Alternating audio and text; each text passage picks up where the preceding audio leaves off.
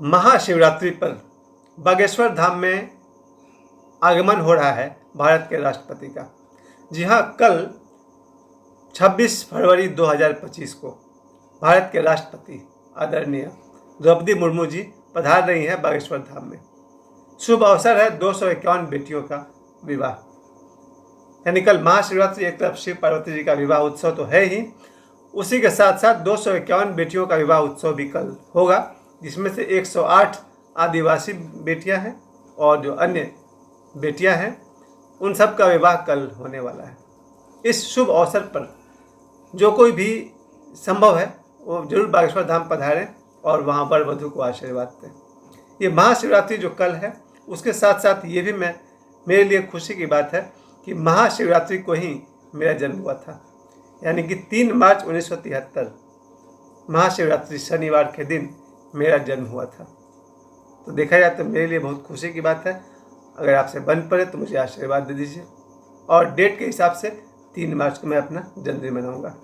तो महाशिवरात्रि का जो सबसे बड़ा बात है, भगवान शिव के रहस्य को थोड़ा और समझेंगे हम लोग, क्योंकि आज मैं देख रहा था लोको विहार पाथरडी में जितने सारे मंदिर मेरे घर के आसपास हैं उन सब पर वाइट वॉशिंग या सजावट पेंटिंग का काम चल रहा है। बहुत बहुत मेहनत में लगे हैं लोग। यज्ञ भी हो रहा पाथरडी आज मेरा में, जहाँ भी मैं इस वीडियो को अपलोड करने के बाद मैं चला जाऊँगा यज्ञ में। इस शुभ अवसर पर महाशिवरात्रि में माताएं बहनें उपवास करती हैं। मुझसे तो इस बार शायद नहीं बन पड़ेगा, लेकिन मेरी माँ जहाँ तक जब तक रही वो उपवास करती थी, और महाशिवरात्रि के दिन ही मेरा जन्म हुआ। माँ सुबह जल चढ़ा कर आई, शाम तक लेबर पेन हुआ और रात को मेरा जन्म हुआ। तो महाशिवरात्रि के अवसर पर आज मेरी माता जी यहाँ होती तो बहुत सारा आशीर्वाद मिलता, और जहाँ कहीं भी है वहाँ से आशीर्वाद मिल रहा है। इसके साथ साथ बागेश्वर धाम में आज से 3 दिन पहले तो अब ये भी आपको बताऊंगा कि वहाँ पर बेटियों को यानी कि वर वधू को दहेज में क्या क्या मिलता है। बहुत सारे सामान मिलता है बाबा बागेश्वर की तरफ से। और इसके साथ ये भी बता दूं कि आज से सिर्फ 2 दिन पहले, यानी आज 25 है, परसों भारत के प्रधानमंत्री आदरणीय नरेंद्र मोदी साहब भी आए थे बागेश्वर धाम में। तो ये पहला अवसर है कि सिर्फ 4 दिनों के अंदर 23, 24, 25, 26 4 दिनों के अंदर भारत के राष्ट्रपति भी और प्रधानमंत्री भी बागेश्वर धाम पधारे। ये मेरी बहुत पुरानी इच्छा थी। मैं पिछले साल 4 जुलाई 2024 को जब मैं बागेश्वर धाम पर था, वहाँ देख कर मुझे लगता था कि बागेश्वर बालाजी जो हनुमान जी की स्वयंभू प्रतिमा है, वहाँ मैं प्रणाम करते हुए मेरी बहुत बड़ी इच्छा थी कि इस देश के प्रधानमंत्री मोदी जी वहाँ आएँ और हनुमान जी का आशीर्वाद लें, ताकि उनको और बल मिले। मनोबल तो पहले से ऊंचा है, भगवान का आशीर्वाद मिले ताकि वो इसी तरह से देश को और आगे बढ़ाते जाए। तो ये सौभाग्य की बात है कि बागेश्वर धाम में 4 दिनों के अंदर देश के प्रधानमंत्री और राष्ट्रपति दोनों ही, एक पधार चुके हैं, दूसरा कल पधारने वाले हैं 26 फरवरी को। इसके अलावा बेटियों को दहेज में दिया जाएगा। घर के आप जितने भी सामान आपने देखे होंगे शादी ब्याह में, सब कुछ, फ्रिज है, पंखा है, बेड है, और सबसे ज़रूरी चीज़ जो दिया जा रहा है वो है आटा चक्की, ताकि घर में एक रोजगार मिले। आटा चक्की से जिस घर में भी वो बेटी जाएगी कुछ कमाने के साधन भी उसके हो जाएंगे। इसके अलावा आप समझते हैं सब, अलमारी है, फ्रिज है, सोफ़ा है, टेलीविज़न है। इस पर बाइक नहीं दिया जाएगा, बाइक के बदले आटा चक्की दिया जाएगा, ताकि एक रोजगार का साधन नहीं बन सके। और भी गिफ्ट में बहुत सारे सामान दिए जाएंगे। सबसे खुशी की बात है कि राष्ट्रपति जी द्रौपदी मुर्मू जी जब उन 251 बेटियों को और यानी कि वर वधुओं को आशीर्वाद देंगे, कल्पना भी कोई नहीं कर सकता। हम लोग तो जीवन में एक बार भी शायद किसी राष्ट्रपति से मिल पाए, लेकिन बागेश्वर धाम में कल जो लोग रहेंगे वो प्रत्यक्ष राष्ट्रपति जी के साथ होंगे। एक आम आदमी के लिए असंभव है। ये धीरेन्द्र शास्त्री भी एक बहुत ही आम आदमी थे, गरीब आदमी थे, आम आदमी से भी थोड़ा कम। एक गरीब लड़का हनुमान जी की साधना के बल पे आज इतनी ऊंचाई को छुआ कि 4 दिनों में प्रधानमंत्री और राष्ट्रपति दोनों बागेश्वर धाम पधारे। और जबकि मुझे लग रहा था कि जिस तरह का काम बाबा बागेश्वर करते हैं, ये दरबार लगाना, भूत प्रेत भगाना, ये सबको लग रहा था अंधविश्वास है। ये लड़का आज नहीं तो कल इसका सितारा डूबेगा, इसका नाम भी खराब होगा। तो कितने सारे लोग बकवास करते थे कि जेल चला जाएगा, तो ये हो जाएगा, वो हो जाएगा। हुआ क्या? इस देश के सर्वोच्च 2 नागरिक 4 दिनों में बागेश्वर धाम पधार रहे हैं। भगवान राम की भक्ति, हनुमान जी की भक्ति बेकार हो जाएगी।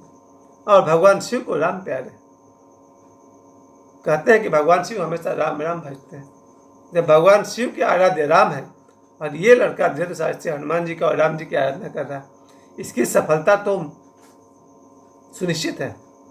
बागेश्वर धाम में आप सभी जब कभी भी आप जाएंगे, आपकी जो भी समस्या होगी, हालांकि हो सकता है आपके प्रारब्ध के वजह से, पिछले कर्मों की वजह से आप दुख भोग रहे हैं, पर कोई न कोई मार्ग आपको जरूर मिलेगा जहाँ से आप अपने दुखों से बाहर निकल सके।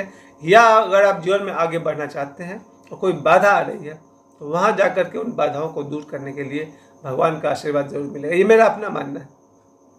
इसके अलावा बागेश्वर धाम में कल राष्ट्रपति जी वहाँ आएंगी और 251 बेटियों का विवाह। कल जब वहाँ WWE का एक टाइप का मैच करवा रहे थे खली साहब, वो मैं रात को 11 बजे देख रहा था टीवी पर।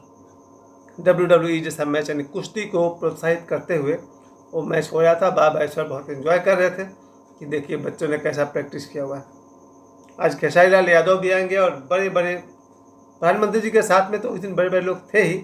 अब कल जब राष्ट्रपति जी आएंगे तो उनके साथ कौन कौन होगा, इस पर मैं कल शाम को आपको बात करूँगा। और महाशिवरात्रि की बात हम सब कर लें कि महाशिवरात्रि में कल बहुत सारे लोग उपवास रखेंगे। मुझसे तो नहीं बन पड़ेगा, लेकिन देश की, यानी कि देखा जाए तो करोड़ों माताएं बहनें और हो सकता है पुरुष भी उपवास करेंगे, भगवान शिव और माता पार्वती की आराधना करेंगे। ये उनका विवाह उत्सव होता है। मेरा तो जन्मदिन है ही, मेरे एक और स्टूडेंट का कल जन्मदिन है। तो कल 2 लोगों का तो जन्मदिन पड़ रहा है, इसलिए क्योंकि महाशिवरात्रि को मेरा और उसका भी जन्म हुआ था। एक और मेरे मित्र हैं, उनका जन्म महाशिवरात्रि से एक दिन पहले वाले तिथि को हुआ था, तो एक तरह से आज उनका जन्मदिन रहेगा। तो और सबसे बड़ी बात कि भगवान शिव को समझिए। 2-3 शब्दों में आप समझिए कि भगवान शिव के जटाओं में गंगा है, अर्थात पवित्रता के, देवों के देव महादेव। गले में सर्प है, अर्थात शत्रु को भी गले लगाते हैं। हाथों में त्रिशूल है, यानी तीनों तरह के कष्ट उनके कंट्रोल में है ना, दैहिक, दैविक और भौतिक, तीनों तरह के दुख पर उनका नियंत्रण है। हाथ में डमरू है, अर्थात संगीत, नृत्य करते हैं, दोनों तरह से करते हैं। कोहित हो जाए तो नृत्य करते हैं और बहुत खुश हो जाए तो नृत्य करते हैं। बाघंबर बाघ का छाल लपेटे हुए हैं। इस विषय में मुझे अपना एक मेरा ख्याल है, मैंने किसी से सुना नहीं है, कि कपड़ों में ऊर्जा होती है, घोड़े के नाल में घोड़े की ऊर्जा होती है। उसी तरह से शेर की जो शक्ति है वो उसके खाल में संग्रहित है। शेर के मरने के बाद उसकी शक्ति उसके खाल में है। जब उस खाल के ऊपर कोई बैठता है तो शेर के जीवन भर का एनर्जी उस व्यक्ति को मिलता है, और उस आदमी के चलने में, उठने में, बैठने में एक शेर की आभा आपको दिखाई पड़ेगी, शेर की शक्ति दिखाई पड़ती है। मैं 1-2 लोगों से मिला हूँ जो तपस्वी और सन्यासी हैं, शेर के ऊपर ही बैठकर, शेर की छाल के ऊपर बैठकर ध्यान करते हैं। उनके रौब में ही वो शेर दिखाई पड़ता है। आप सोच कर देखिए, अगर कोई व्यक्ति शेर के खाल पर बैठ करके तपस्या करके उठेगा, क्या उसके आवाज़ में, उसके चाल में, उसकी एनर्जी में शेर जैसा होगा कि नहीं? होगा ही हो। तो भगवान शिव शेर का वो खाल लपेटे हुए हैं। और भी उनका बहुत सारे वर्णन है। तीसरा नेत्र उनके पास है, अर्थात इन आँखों के सिवा जो दिव्य दृष्टि है वो भगवान शिव के पास है। और भी उनका जितना वर्णन करें कम है। यही कहूँगा कि माता पार्वती और शिव, मेरा सौभाग्य है कि मेरी माँ ने मुझे, या ईश्वर ने मुझे महाशिवरात्रि के दिन जन्म दिया। मुझे बैजनाथ धाम, देवघर जाने का अवसर कई बार प्राप्त हुआ, काशी विश्वनाथ जाने का अवसर प्राप्त हुआ, बागेश्वर धाम जाने का अवसर प्राप्त हुआ, और भी देश में बड़े बड़े तीर्थों में जाने का अवसर प्राप्त हुआ है। 3 मार्च को हो सकता है कि मैं महाकुंभ में चला जाऊँगा। सुबह टिकट लेंगे, तत्काल टिकट, और शाम को 2 तारीख के शाम को ही, 2 मार्च के शाम को ही हम महाकुंभ के लिए निकल जाएंगे। वहाँ त्रिवेणी संगम पर स्नान करेंगे, ऐसी पूरी की पूरी संभावना है। क्योंकि जो भीड़ है महाकुंभ का वो आज, यानी कि कल, बहुत ही शानदार भीड़ होने वाला। अब तक 63 करोड़ 63 करोड़ लोग अब तक महाकुंभ में स्नान कर चुके हैं। कल को जोड़िएगा तो कल तो 5-10 करोड़ जैसा भीड़ होने वाला है, यानी 70 करोड़ लोग महाकुंभ में डुबकी लगा चुकेंगे कल तक। और कल महाकुंभ का बहुत ही अंतिम दिन है, अंतिम समापन है। उस अवसर पर अनुमान है कि 10 करोड़ लोग जरूर पहुंचेंगे वहाँ पर। सबको ईश्वर को ढेर सारी खुशियाँ दें। जो लोग अपने जान हथेली पर लेकर आ रहे हैं कि भीड़ में चलना भी बहुत मुश्किल काम है, ये उनके लिए बहुत शुभ अवसर है कि महाशिवरात्रि में कोई महाकुंभ में स्नान करे।